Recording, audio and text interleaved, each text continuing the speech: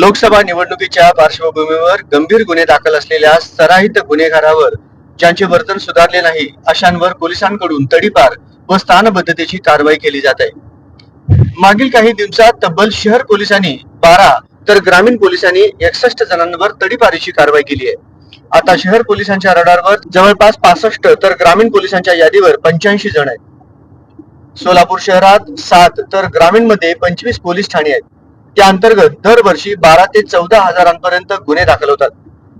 पण मुद्देमाल व शरीराविरुद्धच्या गुन्ह्यांची दखल पोलिसांकडून गांभीर्याने घेतली जाते।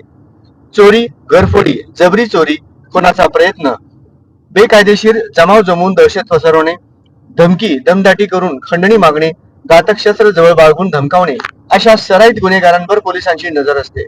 सण उत्सव निवडणूक काळात त्यांच्यावर पोलिसांकडून प्रतिबंधात्मक कारवाई केली जाते। लोकसभा निवडणुकीच्या पार्श्वभूमीवर यंदा देखील ग्रामीण पोलिसांनी जवळपास 9,500 तर शहर पोलिसांनी 1,500 सराईत गुन्हेगारांची यादीच तयार केली आहे। त्यात गंभीर स्वरूपाचे गुन्हे दाखल असलेले व ज्यांना वारंवार बजावून देखील किंवा त्यांच्यावर कारवाई होऊनही वर्तनात सुधारणा झाली नाही त्यांच्यावर तडीपार किंवा स्थानबद्धतेची कारवाई केली जात आहे।